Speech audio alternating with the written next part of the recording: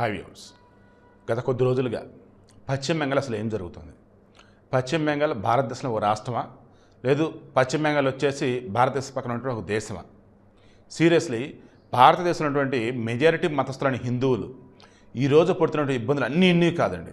Ganesh gold తాకట్టులో ఉన్న బంగారాన్ని విడిపించి కొనబడును. సంప్రదించండి 9966651144. ఇప్పుడు పశ్చిమ బెంగాల్ కనుక గమనిస్తే అక్కడ ఉన్నటువంటి హిందువులు భయంతో వణిగిపోతున్నారు. ముర్షిదాబాద్ జిల్లా ఇది వచ్చేసేటప్పటికేమో మన బంగ్లాదేశ్ బోర్డర్గా ఉంటుంది పశ్చిమ బెంగాల్కి. అక్కడ ఉన్నటువంటి హిందువులు సీరియస్లీ కొన్ని వందల మంది ఇల్లు వాకిలు వదిలిపెట్టి మాండ్య జిల్లాకి పారిపోయారు. ఇది కూడా పశ్చిమ బెంగాల్ ఒక జిల్లాని మాండ్య. అయితే ఇప్పుడు విషయం ఏంటి? పశ్చిమ బెంగాల్ ముఖ్యమంత్రి మమతా బెనర్జీ ఆమె హిందువా, క్రైస్తవురాలా, ముస్లిమా, ఎవరో ఏంటో ఎవరికీ తెలియదు. ఎందుకంటే మమతా బెనర్జీ కాదు, మమతా ఖాన్ అంటారు, మమతా బేగం అంటారు. ఎందుకంటే ఆమె వ్యాఖ్యలు అలాగే ఉన్నాయి. గత కొద్ది రోజుల క్రితం ఆమె ఏకంగా సనాతన ధర్మాన్ని కనుక ఫాలో అవ్వాల్సి వస్తే అదేవిడ ఫాలో అవుతాడని చెప్పేసి ఓపెన్గా అందనమాట. మొత్తం చుట్టుపక్కల మొత్తం ముస్లింలు. ఈవెన్ పశ్చిమ బెంగాల్లో అత్యధికంగా ఉన్నటువంటి ముస్లిం జనాభాని కనుక పరిశీలిస్తే పశ్చిమ బెంగాల్ అధికంగా ఉన్నది హిందువులే. కానీ అత్యధికంగా ఉన్నటువంటి ముస్లింలను కనుక ఒక చోటకు తీసుకొస్తే వారందరూ కనుక కేటగరైజ్ చేసి బయటకు తీస్తే అందులో చాలా వరకు బంగ్లాదేశీలో ఉంటారు. రోహింగ్యాలా, బంగ్లాదేశ్ ముస్లింలా, ఈ ముస్లిం టెర్రరిస్టులు ఇంకెవరు ఏంటి మీ ఓకే వదిలేస్తున్నాం. రీసెంట్గా వక్ఫ్ అమెండ్మెంట్ బిల్ అనేది పార్లమెంట్ ఆమోదం పొందింది, రాష్ట్రపతి ఆమోదం వేసింది, అన్న అమలులోకి కూడా వచ్చింది. ఈ వక్ఫ్ సవరణ బిల్లుకు సంబంధించి భారతదేశ వ్యాప్తంగా ఉన్నటువంటి పేద బడుగు బలహీన వర్గాల ముస్లింలేమో ఆనందం వ్యక్తం చేస్తుంటే కేవలం కొంతమంది రాజకీయ కుట్రలతో కేవలం బీజేపీని బురద జల్లుదామని కేవలం కేంద్రం మీద ఎదురు తిరుగుతూ ఎంత కంపు చేయాలి అంత కంపు చేస్తూ ఉన్నారు. ఇందులో భాగంగా మమతా బెనర్జీ వచ్చేసి వక్ఫ్ సవరణ బిల్లు పశ్చిమ బెంగాల్ అమలు చేసుకోలేదని చెప్పేసి చెప్పింది. భారతదేశంలో రాష్ట్రపతి ఆమోదించిన ఒక బిల్లుకు సంబంధించి ఏ రాష్ట్రం కూడా ఎదురు చెప్పకూడదు. అట్టనేది మమతా బెనర్జీ ఎదురు చెబుతా ఉంది. అది కూడా ఏ రకంగా? అక్కడ ముస్లింలు కొంతమంది ధర్నా చేస్తుంటే, నిరసన తెలియజేస్తుంటే మీరు వచ్చేసి నా గురించి ఏం చేయొద్దు, నా మీద ఏం చేయొద్దు, ఏదంటే కేంద్రం మీద చేసుకోండి అంది. కేంద్రం మీద చేస్తే ఏంటి అసలు? ఆమె వచ్చేసి భారతదేశంలో ఒక రాష్ట్రానికి ముఖ్యమంత్రి లేకపోతే ఇంకేమన్నానా? ఈరోజు అక్కడ ఉన్నటువంటి కొంతమంది ముస్లింలు మరీ ముఖ్యంగా చెప్పాల్సి వస్తే అందులో అత్యధికంగా మైనరిటీ దాన్ని ఏమన్నా మైనర్లు 18 సంవత్సరాలు లోబడి ఉన్నటువంటి ఎక్కువ మంది ముస్లిం పిల్లలు ఆ ముర్షిదాబాద్ జిల్లాలో ఘోరంగా అసలు దారుణంగా అసలు హిందువులు అసలు ధ్వంసం చేయటం ఏంటి? నాకు తెలిసి లెక్కలకు వచ్చే 3-4 హిందువులు చంపారు. అందులో ఒక తండ్రి కొడుకులు ఘోరంగా చంపేశారు వాళ్ళనైతే. ఇక హిందూ షాపులు లూటీ చేస్తున్నారు, హిందూ షాపులు బోర్డులు కలిసి ధ్వంసం చేస్తున్నారు, హిందువులు ఇళ్లలోకి వెళ్ళిపోయి ఆడవాళ్ళని చెరబడుతున్నారు. సేమ్ ఇటువంటిదే గత కొద్ది రోజుల క్రితం బంగ్లాదేశ్లో జరిగింది లేదా మీరే చెప్పండి. షేక్ హసీనా ఎప్పుడైతే దేశం విడిచి పారిపోయిందో అక్కడ వచ్చే షేక్ యూనస్ దరిద్రుడు వచ్చే కదా ముసలోడు. సో తప్పుగా అనుకోదు, నేను ఉర్దూనే తక్కువ చేయట్లా, వాడి యొక్క దరిద్రాన్ని నేను చెప్తున్నాను అంతే. వాడు తాత్కాలిక ప్రధానిగానో ఇన్ఛార్జిగానో వచ్చిన తర్వాత ఎంత దారుణంగా బంగ్లాదేశ్లో హిందువులను ఊచకోత కోసారు. మన దేశంలో ఉన్నటువంటి ఒక పవన్ కళ్యాణ్ ఏంటి, అదేవిధంగా మరికొంతమంది పొలిటీషియన్స్ ఏంటి, ప్రపంచవ్యాప్తం కూడా బంగ్లాదేశీలో హిందువుల మీద జరుగుతున్నటువంటి ఆ ఘోరాలని ఓపెన్గానే మాట్లాడారు. హిందువులకు రక్షణ కావాలి అన్నారు. అమెరికాతో రెస్పాండ్ అయింది. సో ఇప్పుడు నేనేమంటున్నానంటే బంగ్లాదేశీలో ఉన్నటువంటి ముస్లింలు సైతం మా బంగ్లాదేశ్ అని అంటూ ఉంటే, హిందువుల మీద దాడులు చేస్తూ కూడా మా బంగ్లాదేశ్ ముస్లింలు అని అంటూ ఉంటే, పశ్చిమ బెంగాల్లో ఏకంగా మా పాకిస్తాన్ అంటూ, ఇది పాకిస్తాన్ అంటూ కొంతమంది మీడియా ముందు వచ్చే ముస్లింలు త్వరలో దీనిని పాకిస్తాన్లో భాగం చేస్తారని మాట్లాడుతుంటే అసలు ఏమనాలండి?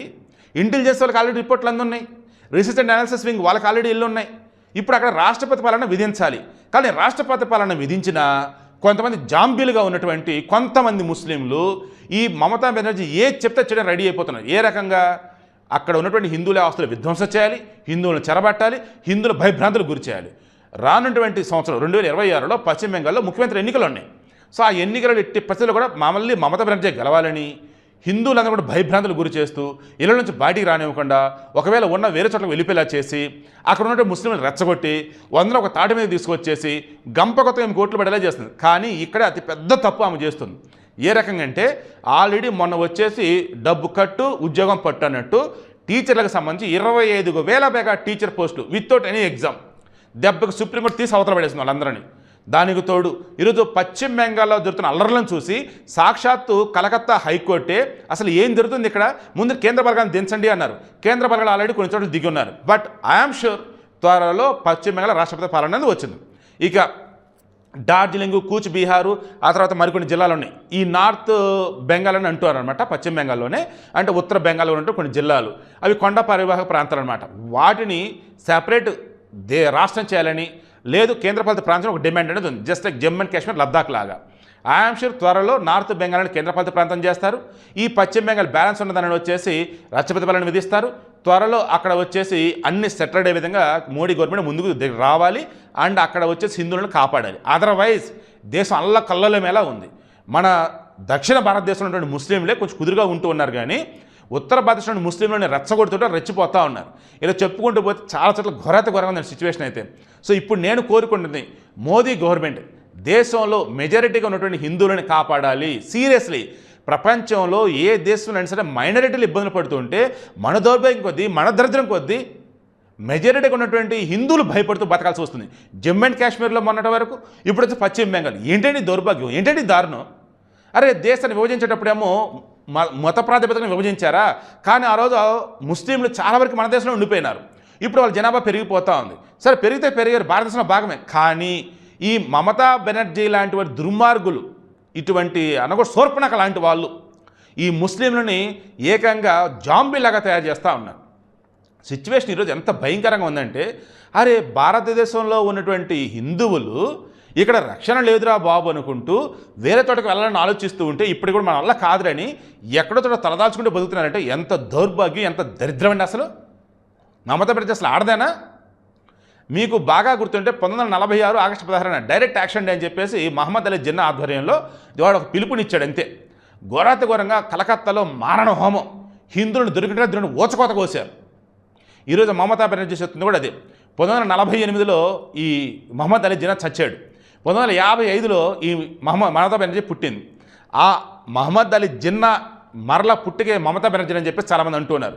సో వీడియో ఇక్కడితో క్లోజ్ చేస్తున్నాం. దయచేసి ఇప్పటికన్నా కేంద్ర ప్రభుత్వం స్పందించాలి, రాష్ట్రపతి పాలన విధించాలి, పశ్చిమ బెంగాల్లో ఉన్నటువంటి భారతీయులను కాపాడాలి. నేను మరలా చెప్తున్నా, పశ్చిమ బెంగాల్లో ఉన్నటువంటి హిందువులు కాపాడాలని అన్నట్ల భారతీయులను కాపాడాలి. ఎందుకంటే కొంతమంది అమాయకులైన ముస్లింలు కూడా వాళ్ళకి తెలిసి తెలియకుండా ర్యాలీలో పాల్గొన్నారు, వాళ్ళకి తెలిసి తెలియకుండా వచ్చేసి ధర్నాలు నిరసనలు చేస్తూ హిందువుల మీద దాడులు చేస్తూ ఉన్నారు. కేంద్ర బలగాలు వన్స్ అక్కడ కనుక దిగినట్టయితే, రాష్ట్రపతి పాలన విధించినట్టయితే అప్పుడు అసలైనటువంటి ద్రోహులు ఎవరు ఏంటనేది బయటపడింది. మమతా బెనర్జీని మాత్రం ఖచ్చితంగా జైల్లో పెట్టి చిత్రహింసలు పెట్టాలని కోరుకుంటూ ఉన్నా.